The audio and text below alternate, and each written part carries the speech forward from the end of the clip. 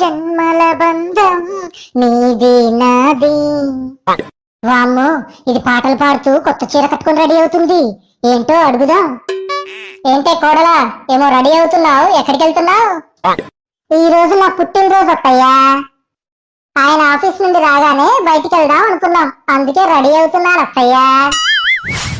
వామ్ము వామ్ము, ఇది మా వాడి జీతం అంతా వృధాగా ఖర్చు చేస్తుంది. దీన్ని ఎలాగైనా ఈ రోజు బయటికి వెళ్లకుండా చేయాలి.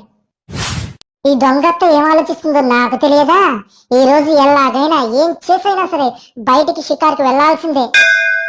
పంతం పంతం పంతం నీదా నాదా హై.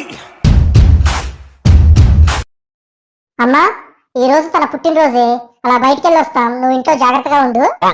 అలాగేరా. అరే మర్చిపోయానురా, ఈ టాబ్లెట్లు అయిపోయాయి, కొంచెం తీసుకొస్తావా? సరే అమ్మా, మేము వచ్చేటప్పుడు తీసుకొని వస్తాం. లేదురా, అవి ఇప్పుడు వేసుకోవాల్సినవి, తీసుకొచ్చి తర్వాత మీరు వెళ్ళండి. ఏమే, ఈ టాబ్లెట్స్ తీసుకొచ్చిన తర్వాత వెళ్దాం, సరేనా?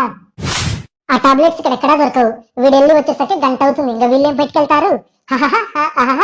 It's laughing time. అత్త, నువ్వు చెత్త కుండీలో టాబ్లెట్స్ వేస్తున్నప్పుడు నేను చూశానే. ఏమండి, అత్తగారు అవసరాలు నాకు తెలియదా? అందుకే నేను ఆల్రెడీ టాబ్లెట్స్ తెచ్చిపెట్టానండి, ఇదిగోండి. నీలాంటి కోడలు దొరకటం మా అమ్మ అదృష్టమే, ఏమంటావే అమ్మా? అవునరా, అవునవును. It's laughing time. అమ్మా, నువ్వు ఈ టాబ్లెట్స్ వేసుకుని పడుకో, మేము వెళ్ళొస్తాం. సరేరా, మీరు వెళ్ళండి. బోర్ కొడుతుంది, ఎవరైనా తోడుగా మాట్లాడుతూ ఉంటే బాగుండేది. వామ్మో, మళ్ళీ నా అత్త ఏదో సన్నాయి నొక్కులు నొక్కుతుంది. వెళ్ళండి రా. అరే, మీరు బయటికి వెళ్దాం అనుకున్నారు కదా, వెళ్ళండి. అదే మీ నాన్న బతుకుంటే తోడుగా ఉండేవాడు, నాతో కబుర్లు చెబుతూ కాలక్షేపం చేసేవాడు. అలా అంటావేంటి అమ్మా? మేమంతా ఉన్నాం కదా, బయటికి ఈ రోజు కాకపోతే రేపు వెళ్తాం. It's laughing time. ఈయనొకడు, వాళ్ళమ్మ ఏదైనా అంటే చాలు ఊరకనే కరిగిపోతాడు సచ్చినోడు. ఏమండి, మనం బయటికి వెళ్తున్నప్పుడు అత్తగారు ఒంటరిగా ఉండకూడదు అని మా తమ్ముడిని పిలిచాను. 2 నిమిషాల్లో వాడు ఇక్కడ ఉంటాడండి. మా అమ్మ గురించి ఎంత ఆలోచిస్తావే నువ్వు, నా మనసు దోచేసావే. It's laughing time.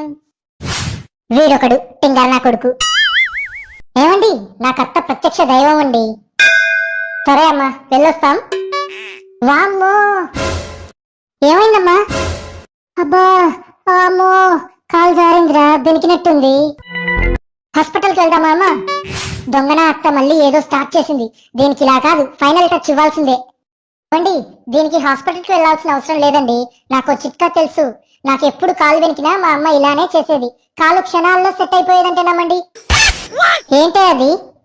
అది కాలుకు సంబంధించిన నరాలు వెనక వీపు మీద ఉంటాయండి.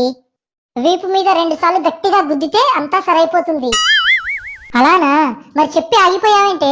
మా అమ్మ నీకు ప్రత్యక్ష దైవం కదా, తొందరగా చిట్కా ఉపయోగించు. వామ్మో, ఇది నన్ను కొట్టి చంపేసేటట్లుంది. దీన్ని బయటకు పోకుండా ఆపడం కాదు గాని ముందు నా ప్రాణాలు కాపాడుకోవాలి. చిట్కా ఏం అవసరం లేదురా, కాళ్ళనొప్పి పోయిందిరా. ఓ అత్తయ్య, ఇప్పుడు అలానే నొప్పి తగ్గినట్లు ఉంటుంది అత్తయ్య, మళ్ళీ కొద్దిసేపటికి నొప్పి వస్తుంది. చిట్కా ఉపయోగించనివ్వండి అత్తయ్య.